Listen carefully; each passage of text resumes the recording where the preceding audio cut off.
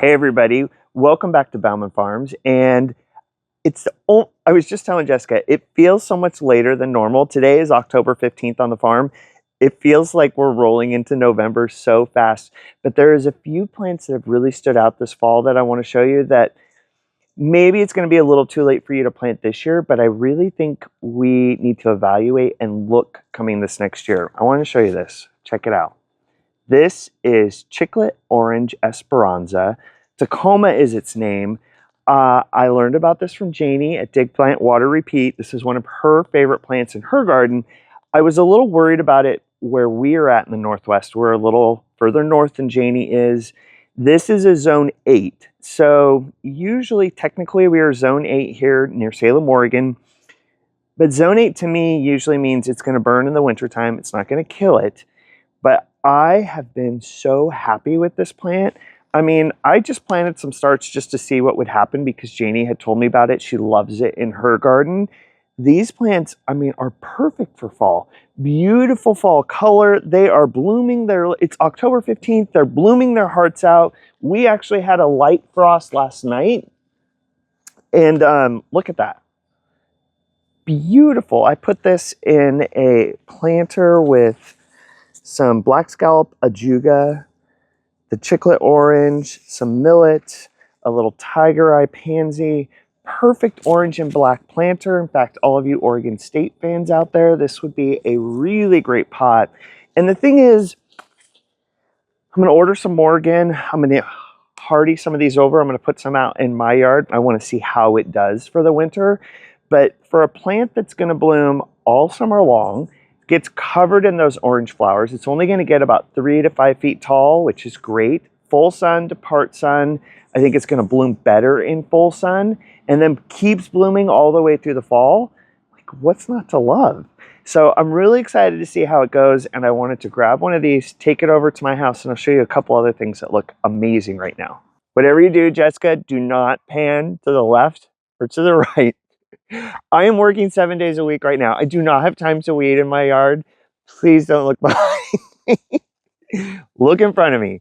I was having coffee this morning and I was looking out the window and I thought, this is the most beautiful red color that I have seen on these hydrangeas. This is Little Lime Prime. And beautiful color. It's really the cold mornings that'll bring out the color in hydrangeas, the paniculata hydrangeas. And I will tell you, I expected these. This is the second year that I've had a hedge of them in the back of my yard. I expected them to be a little bit taller. I'm kind of okay with the fact that they're only about 1.5 to 2 feet tall. I do think they're going to get a little bit taller as they get older and aged, but I am super happy with the color that these are putting on at the end of the season. You just don't have a lot of options for good color at the end of fall. These will last like this for a while yet. They look great, but this is a great opportunity to talk to how to prune your paniculata hydrangeas. And I have several different types in my garden, so I'm going to show you because it's a little different. But the biggest mistake I think people make is they cut them back too low. They are going to bloom on new growth. It's not that you're cutting off the blooms, but a lot of times, especially with the bigger varieties, if you cut them back too low, they come up and then they'll kind of fall over because they don't have a support system. You really only want to cut about 1/3 of the height back because they're going to go like this for about another 2, maybe 3 weeks, depending on how cold and rainy we get. They will drop all of their leaves. The blossoms will start to look brown. That is the perfect time to come in and just give them a whack back. And I would only take 1/3 of this off. So I'm going to go right here. I'm just going to cut it all back. The leaves will come back. That allows these branches to like build up over each year. You'll get a little bit more structure to them. They'll hold up better. And when I show you like the traditional limelights that I have in my yard, you'll see exactly what I'm talking about. This is kind of the original paniculata hydrangea. This is limelight. You can see we're kind of getting towards the end. It does tend to get a little bit of a red hue to it, just not nearly as much as the Prime series. There's Little Lime Prime. There is Limelight Prime. They're going to be, Limelight Prime will be a little bit shorter and it'll have much more red color than the original Limelight. But this is, I've had these here for almost 10 years now. And I think the biggest mistake that people make, it's already, I'm 6 feet tall. So, I mean, some of those are almost 8 feet up, which it's beautiful. I love this. It's on the front walkway. You don't want to prune it back too far, because if you go down halfway, it's really going to come up and those things, they'll just flop over. Every time it rains, it's going to flop all the way down. It doesn't look nice. So I'm only going to take a third of it off. And if you come in here, Jessica, you can kind of see where I pruned it last year, and you can see how this main stem is nice and sturdy. I'm going to come in pretty close, maybe just above that, and cut this back this year. That's going to keep all these stems nice and sturdy. You could come back down to here. We've got some pretty nice stems to go with, but I like it to keep getting fuller, more blossoms each year. And if you go right above where you cut last year, maybe up 1 or 2 more nodes, give it a nice whack back, you're going to get a nice big full hydrangea. This is the hydrangea tree right in front of the office here.